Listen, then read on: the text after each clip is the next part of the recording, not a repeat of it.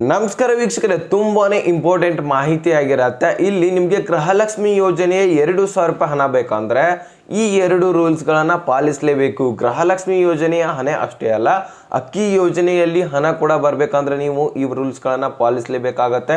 ಅದರ ಜೊತೆಗೇನೆ ನಿಮಗೆ ಈ ಹಣಗಳನ್ನು ಸೈಡ್ಗಿಡಿ, ನಿಮಗೆ ಅಕ್ಕಿ ರೇಷನ್ ಬೇಕಾದರೆ ಮತ್ತು ರೇಷನ್ ಕಾರ್ಡ್ದಿಂದ ಯಾವುದೇ ಯೋಜನೆಗಳನ್ನು ಪಡಿಬೇಕಂದ್ರೆ ಈ 2 ರೂಲ್ಸ್ಗಳನ್ನು ನೀವು ತಿಳ್ಕೊಳ್ಳೇಬೇಕು. ತುಂಬ ಅಂದರೆ ತುಂಬಾ ಇಂಪಾರ್ಟೆಂಟ್ ಮಾಹಿತಿ ಆಗಿರುತ್ತೆ. ಯಾಕಪ್ಪ ಅಂದರೆ ಸಿಂಪಲ್ ಆಗಿ ಒಂದೇ ವರ್ಡ್ದಲ್ಲಿ ಹೇಳಬೇಕಂದ್ರೆ ನಿಮ್ಮ ರೇಷನ್ ಕಾರ್ಡ್ ನಿಮ್ಮ ಹತ್ರ ಇರಬೇಕಂದ್ರೆ ಡೆಡ್ ಆಗಬಾರ್ದಂದ್ರೆ ಈ ಒಂದು 2 ರೂಲ್ಸ್ಗಳನ್ನು ಕಂಪಲ್ಸರಿ ನೀವು ಪಾಲಿಸಲೇಬೇಕಂತ ಒಂದು ರಾಜ್ಯ ಸರ್ಕಾರದಿಂದ ಆದೇಶ ಆಗಿದೆ. ಕೇಂದ್ರ ಸರ್ಕಾರದಿಂದ ಅಲ್ಲ, ರಾಜ್ಯ ಸರ್ಕಾರದಿಂದ ಸ್ವತಃ ಸಿದ್ದರಾಮಯ್ಯನವರೇ ಈ ಒಂದು ಆದೇಶವನ್ನು ಹೊರಡಿಸಿರುವಂಥದ್ದು. ಸೊ ಹಾಗಾದರೆ ಈ 2 ಹೊಸ ರೂಲ್ಸ್ಗಳನ್ನು ನಾವು ತಿಳ್ಕೊಳ್ಳೋಣ. ಸೊ ಕಂಪ್ಲೀಟ್ ಆಗಿ ನಾನು ತಿಳಿಸ್ಕೊಡ್ತೇನೆ, ಕಂಪ್ಲೀಟ್ ಆಗಿ ನೀವು ನೋಡಲಿಕ್ಕೆ ತಯಾರಾಗಿ. ಸೊ ಕಂಪ್ಲೀಟ್ ಆದಂತಹ ಮಾಹಿತಿಯನ್ನು ವಾಚ್ ಮಾಡ್ಕೊಂಡ್ರೆ ಸಾಕು, ನಿಮಗೆಲ್ಲ ಕೂಡ ಮಾಹಿತಿ ಅರ್ಥ ಆಗುತ್ತೆ. ಸೊ ಮತ್ತೊಂದು ಸಾರಿ ವಿಡಿಯೋ ನೋಡುವ ಅಗತ್ಯ ಬೀಳೋದಿಲ್ಲ. ವೀಕ್ಷಕರೇ, ಚಾನಲ್ಗೆ ಸಬ್ಸ್ಕ್ರೈಬ್ ಮಾಡಿಲ್ಲ ಅಂದ್ರೆ ಬೇಗನೆ ಸಬ್ಸ್ಕ್ರೈಬ್ ಮಾಡ್ಕೊಳ್ಕಂಡ್ರಿ. ವಿಡಿಯೋನ ನೋಡ್ತಾ ಇದ್ದೀರಾ, ಮಾಹಿತಿಯನ್ನು ತಿಳ್ಕೊತಾ ಇದ್ರೆ ಆದರೆ ಸಬ್ಸ್ಕ್ರೈಬ್ ಮಾಡ್ತಾ ಇಲ್ಲ, ಒಂದು ಬಟನ್ ಒತ್ತಿದ್ರೆ ಸಬ್ಸ್ಕ್ರೈಬ್ ಆಗುತ್ತೆ. ಬೇಗನೆ ಸಬ್ಸ್ಕ್ರೈಬ್ ಮಾಡ್ಕೊಳ್ಳಿ. ಹಾಗೆ ವಿಡಿಯೋಕೊಂದೇ ಒಂದು ಲೈಕ್ ಕೊಟ್ಬಿಟ್ಟು ವಿಡಿಯೋನ ನೋಡ್ಲಿಕ್ಕೆ ಸ್ಟಾರ್ಟ್ ಮಾಡಿ. ಈಗ ಡೈರೆಕ್ಟಾಗಿ ನಾನು ಪಾಯಿಂಟ್ಗೆ ಬಂದುಬಿಡ್ತೇನೆ, ಅದು ಇದು ಅಂತ ಏನು ಹೇಳಲ್ಲ. ಇಲ್ಲಿ ನೋಡಿ, ಈಗ ಮೊದಲನೇದಾಗಿ ವೀಕ್ಷಕರೇ, ಈಗ ಗೃಹಲಕ್ಷ್ಮಿ ಯೋಜನೆ ಅಡಿಯಲ್ಲಿ 2,000 ರೂಪಾಯಿ ಈಗ ಬರ್ಲಿಕ್ಕಂತೂ ಸ್ಟಾರ್ಟ್ ಆಗಿದೆ. 11ನೇ ಕಂತಿನ ಹಣ, ಮತ್ತು ಇಲ್ಲಿ ಅನ್ನಭಾಗ್ಯನೂ ಕೂಡ ಏಪ್ರಿಲ್ ತಿಂಗಳ ಹಣ ಬರ್ಲಿಕ್ಕೆ ಸ್ಟಾರ್ಟ್ ಆಗಿದೆ. ಮೇದಿಲ್ಲ, ಜೂನ್ದಿಲ್ಲ ಬರ್ತಾ ಇಲ್ಲ, ಏಪ್ರಿಲ್ ಮಾತ್ರ ಬರ್ತಾ ಇದೆ ಅನ್ನಭಾಗ್ಯ ಯೋಜನೆ ಅಡಿಯಲ್ಲಿ. ಈಗ ನಿಮ್ಮ ಒಂದು ಮನೆಯಲ್ಲಿ ಡೈರೆಕ್ಟಾಗಿ ಪಾಯಿಂಟ್ಗೆ ಬಂದುಬಿಡ್ತೀನಿ ನೋಡ್ರಿ. ಇಲ್ಲಿ ನಿಮ್ಮ ಒಂದು ಮನೆಯಲ್ಲಿ 5 ರಿಂದ 6 ಜನ ಇರ್ತೀರಾ, ಓಕೆನಾ. ಸೊ ಅದರಲ್ಲಿ ಈಗ ಒಬ್ರದ್ದು ರೇಷನ್ ಕಾರ್ಡ್ ಇರುತ್ತೆ. ಆ ಒಂದು ರೇಷನ್ ಕಾರ್ಡಲ್ಲೇ ಎಲ್ಲರ ಹೆಸರು ಇರುತ್ತೆ, ಓಕೆ. ಇಂತಹ ಒಂದು ಗೃಹಲಕ್ಷ್ಮಿ ಯೋಜನೆ ಬಂತೀಗ. ಈ ಗೃಹಲಕ್ಷ್ಮಿ ಯೋಜನೆಯಲ್ಲಿ 2,000 ರೂಪಾಯಿ ಒಂದೇ ರೇಷನ್ ಕಾರ್ಡ್ಗೆ ಬರ್ತಾ ಇರುತ್ತೆ. ನಾವು ವಿಚಾರ ಮಾಡ್ತೀವಿ, ಈಗ ನಮ್ಮ 5 ಜನ 6 ಜನ ಇದ್ದೀವಿ, ನಮ್ಮಲ್ಲೇ 2 ರಿಂದ 3 ರೇಷನ್ ಕಾರ್ಡ್ ಮಾಡಿಸ್ಬೋದಲ್ಲ ಅಂತ ವಿಚಾರ ಮಾಡ್ತೀರಾ. ಅದೇ ರೀತಿಯಾಗಿ ನೀವು ರೇಷನ್ ಕಾರ್ಡ್ ಕೂಡ ಮಾಡಿಸ್ತೀರಾ. 3 ರೇಷನ್ ಕಾರ್ಡ್ ಮಾಡಿಸಿದ್ರೆ 6,000 ನಮಗೆ ಸಿಗುತ್ತೆ ಅಂತ ವಿಚಾರ ಮಾಡಿ 2 ರಿಂದ 3 ರೇಷನ್ ಕಾರ್ಡ್ಸ್ಗಳನ್ನು ಮಾಡಿಸ್ತೀರಾ. ಈಗ ಎಕ್ಸಾಂಪಲ್ 2 ತೊಗೊಳ್ಳೋಣ. 6 ಜನರಲ್ಲಿ ಆ ಒಂದು ರೇಷನ್ ಕಾರ್ಡಲ್ಲಿ 3 ಜನ, ಈ ಒಂದು ರೇಷನ್ ಕಾರ್ಡಲ್ಲಿ 3 ಜನ ಮಾಡ್ತೀರಾ. ಅಂದರೆ ನಿಮ್ಮ ಒಂದು ಹಿರಿಯ ತಂದೆ ತಾಯಿಯರಿಗೆ ಮಕ್ಕಳಿರ್ತಾರೆ, ಮಕ್ಕಳಿಗೂ ಕೂಡ ಮದುವೆ ಆಗಿರುತ್ತೆ. ಸೊ ಅವ್ರದ್ದೊಂದು ರೇಷನ್ ಕಾರ್ಡ್ ಬೇರೆ ಮಾಡಿಬಿಡ್ತೀರ, ನಿಮ್ದೊಂದು ರೇಷನ್ ಕಾರ್ಡ್ ಬೇರೆ ಬಿಡ್ತೀರ ಹಿರಿಯರು. ಸೊ ಹೀಗಾಗಿ 4,000 ರೂಪಾಯಿ ಅಮೌಂಟ್ ಬರ್ತಾ ಇರುತ್ತೆ ನಿಮಗೆ.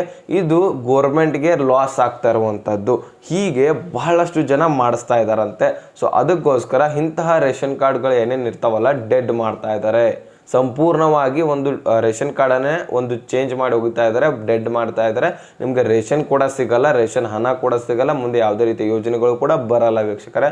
ಸೊ ಮತ್ತೆ ಇಲ್ಲಿ ಇನ್ನೊಂದು ಇಂಪಾರ್ಟೆಂಟ್ ಕೇಳಿ, ಇಲ್ಲಿ ಕರೆಕ್ಟಾಗಿ ಕೇಳಿಸ್ಕೊಳ್ಳಿ.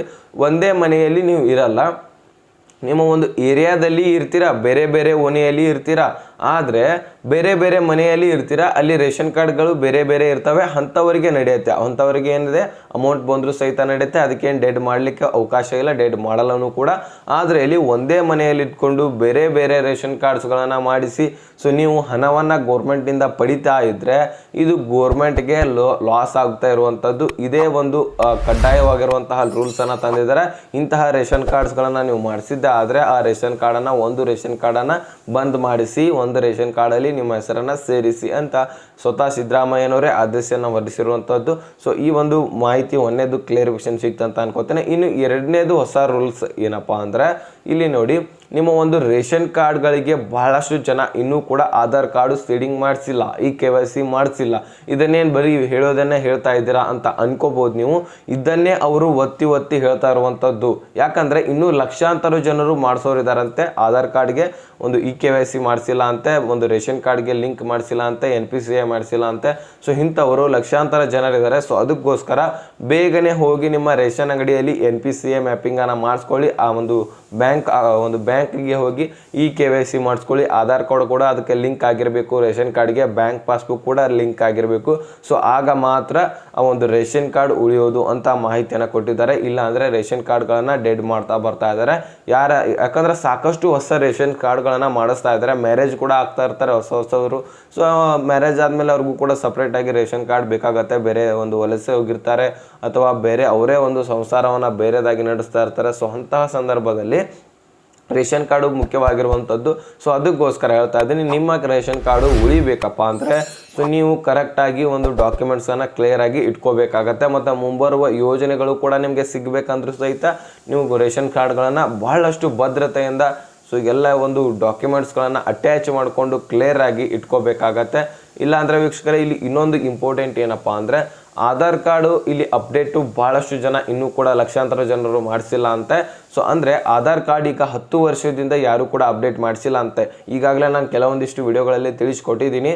ಸೊ ಇಲ್ಲಿ ಸೆಪ್ಟೆಂಬರ್ 14 ಲಾಸ್ಟ್ ದಿನಾಂಕ ಆಗಿರುತ್ತೆ. ಆಧಾರ್ ಕಾರ್ಡು ಯಾರು 10 ವರ್ಷಗಳಿಂದ ಅಪ್ಡೇಟ್ ಮಾಡಿಸಿಲ್ಲ ನೋಡಿ, ಸೊ ಅವರಿಗೆ ಒಂದು ಆಧಾರ್ ಕಾರ್ಡೇ ಡೆಡ್ ಮಾಡುವಂತಹ ಸಾಧ್ಯತೆ ಇರುತ್ತೆ, ಅಥವಾ 1,000ದಿಂದ 2,000ವರೆಗೆ ದಂಡವನ್ನು ವಿಧಿಸ್ತಾರಂತೆ. ಸೊ ಆವಾಗ ನೀವೇನು ಮಾಡಬೇಕಾಗತ್ತೆ, 1,000ದಿಂದ 2,000 ರೂಪಾಯಿ ದಂಡವನ್ನು ಹಾಕಿ ಆ ಒಂದು ಆಧಾರ್ ಕಾರ್ಡನ್ನು ಅಪ್ಡೇಟ್ ಮಾಡಿಸ್ಕೋಬೇಕಾಗತ್ತೆ. ಈಗಾಗಲೇ ಎಕ್ಸಾಂಪಲ್ ನೀವು ಪ್ಯಾನ್ ಕಾರ್ಡ್ ನೋಡಿದ್ದೀರಾ, ಪ್ಯಾನ್ ಕಾರ್ಡ್ನಲ್ಲಿ 1,000 ರೂಪಾಯಿ ಕೊಟ್ಟು ದಂಡವನ್ನು ಕೊಟ್ಟು ನೀವು ಅಪ್ಡೇಟ್ ಮಾಡಿಸ್ತಾ ಇದ್ದಾರೆ ಈಗ ಸದ್ಯದಲ್ಲಿ. ಅದೇ ರೀತಿ ಆಧಾರ್ ಕಾರ್ಡ್ ಕೂಡ ಆಗುತ್ತೆ.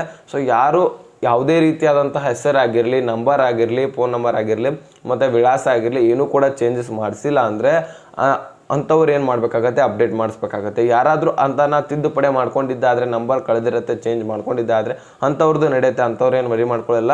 ನೀವು ವಿಡಿಯೋ ನೋಡೋರು ಹೆಂಗಿರ್ತೀರ, ನಿಮ್ದೇನು ಪ್ರಾಬ್ಲಮ್ ಇರಲ್ಲ. ಆದರೆ ಇಲ್ಲಿ ವಯಸ್ಸಾದವರು ಕೂಡ ನೋಡ್ತಾ ಇರ್ತಾರೆ, ಮತ್ತು ವಯಸ್ಸಾದವರು ನಿಮ್ಮ ಹಿರಿಯರು ನಿಮ್ಮ ಮನೆಯಲ್ಲಿ ಇರ್ತಾರೆ, ಮತ್ತು ಅವ್ರು ಏನಾದರೂ ಮನೆಯ ಮುಖ್ಯಸ್ಥೆ ಇದ್ದರೆ, ಅವ್ರದ್ದೇ ರೇಷನ್ ಕಾರ್ಡಲ್ಲಿ ಹೆಸರಿದ್ದರೆ ಸಂಪೂರ್ಣವಾಗಿ ರೇಷನ್ ಕಾರ್ಡ್ ಕೂಡ ಡೆಡ್ ಆಗಿಬಿಡುತ್ತೆ. ಆಟೋಮೆಟಿಕ್ಕಾಗಿ ಗೃಹಲಕ್ಷ್ಮಿ ಯೋಜನೆ ಬರಲ್ಲ, ಅನ್ನಭಾಗ್ಯ ಯೋಜನೆ ಬರಲ್ಲ, ಆಧಾರ್ ಕಾರ್ಡೇ ಡೆಡ್ ಆಗಿ ಹೋಗಿಬಿಡುತ್ತೆ. ನಿಮ್ದಷ್ಟೇ ಡಾಕ್ಯುಮೆಂಟ್ಸ್ಗಳು ಉಳಿಯುತ್ತೆ. ಅದಕ್ಕೆ ಬೇಗನೆ ಹೋಗಿ ಅವ್ರನ್ನ ಕರ್ಕೊಂಡು ಹೋಗಿ ಸೆಪ್ಟೆಂಬರ್ 14 ಒಳಗಾಗಿನೇ ಫ್ರೀಯಾಗಿ ಅಪ್ಡೇಟ್ ಮಾಡಿಕೊಡ್ತಾ ಇದ್ದಾರೆ. ಸೊ ಬೇಗನೆ ಹೋಗಿ ಅಪ್ಡೇಟ್ ಮಾಡ್ಕೋಬಹುದು. ನಾವೆಲ್ಲಿ ಅಪ್ಡೇಟ್ ಮಾಡ್ಕೋಬಹುದು ಅಂತ ಅನ್ಬೋದು ನೀವು. ಗ್ರಾಮ ಒನ್ ಕರ್ನಾಟಕ ಒಂದು ಬಾಪು ಸೇವಾ ಕೇಂದ್ರ, CSC ಸೆಂಟರ್ಗಳಾಗಿರಲಿ ಮತ್ತು ಆಧಾರ್ ಕೇಂದ್ರಗಳಂತಲೇ ಇರ್ತವೆ. ತಹಶೀಲ್ದಾರ್ ಆಫೀಸ್ನಲ್ಲಿ ಕೂಡ ಮಾಡಿಸ್ಕೊಡ್ತಾರೆ. ಸೊ ನಿಮ್ಮ ತಾಲೂಕಿನಲ್ಲಿ ಕೇಳ್ಕೊಳ್ಳಿ, ಇದ್ದರೆ ಮಾಡಿಸ್ಕೊಳ್ಳಿ. ಇಲ್ಲಪ್ಪ ಅಂದರೆ CSC ಸೆಂಟರ್ಗಳಲ್ಲಿ ಹೋಗಿ ಮಾಡಿಸ್ಕೋಬೋದಾಗಿರುತ್ತೆ. ಅಪ್ಡೇಟನ್ನು ಫ್ರೀಯಾಗಿ ಈಗ ಅಪ್ಡೇಟನ್ನು ಕೊಟ್ಟಿರುವಂಥದ್ದು. ಸೊ ನೀವೇನಾದರೂ ಫ್ರೀಯಾಗಿಯೂ ಕೂಡ ಈಗ ಮಾಡಿಸಿಲ್ಲ ಅಂದರೆ ಸೆಪ್ಟೆಂಬರ್ 14 ಕೊನೆ ದಿನ ಆಗಿರುತ್ತೆ. ಅದಾದಮೇಲೆ ಒಂದು ಫೈನ್ ಕಟ್ಟಿ ನೀವು ಅಪ್ಡೇಟನ್ನು ಮಾಡಿಸ್ಕೋಬೇಕಾಗತ್ತೆ ವೀಕ್ಷಕರೇ. ಸೊ ಇದಿಷ್ಟು ಕ್ಲಾರಿಫಿಕೇಷನ್ ಸಿಕ್ಕಿದೆ ಅಂತ ಅನ್ಕೋತೇನೆ. ಇದನ್ನು ಸರ್ಕಾರದಿಂದ ಬಹಳಷ್ಟು ಒತ್ತಿ ಹೇಳ್ತಾ ಇರುವಂಥದ್ದು. ಸೊ ಬಹಳಷ್ಟು ಮಾಹಿತಿಯನ್ನು ಹೊರಡಿಸ್ತಾ ಇರುವಂಥದ್ದು. ಇನ್ನು ಕೆಲವೊಂದಿಷ್ಟು ಅಲ್ಲ, ಹಲವಾರು ಬಹಳಷ್ಟು ಜನರು ಇನ್ನೂ ಕೂಡ ಮಾಡಿಸಿಲ್ಲವಂತೆ. ಸೊ ಅದಕ್ಕೋಸ್ಕರ ಈ ಒಂದು ಮಾಹಿತಿ ತಿಳಿಸ್ಕೊಡ್ತಾ ಇದ್ದೀನಿ. ಸೊ ಸಂಪೂರ್ಣವಾದಂತಹ ಮಾಹಿತಿ ಅರ್ಥ ಆಗಿದ್ದರೆ ಲೈಕ್ ಮಾಡಿ, ನಿಮ್ಮ ಸ್ನೇಹಿತರೊಂದಿಗೆ ಶೇರ್ ಮಾಡಿ, ಹಾಗೆ ಸಬ್ಸ್ಕ್ರೈಬ್ ಮಾಡಿ ಅಂತ ಹೇಳ್ತಾ ಮತ್ತೆ ಮುಂದಿನ ಮಾಹಿತಿಯನ್ನು ಸಿಗೋಣ. ಸೊ ಅಲ್ಲಿ ತನಕ bye bye, take care friends.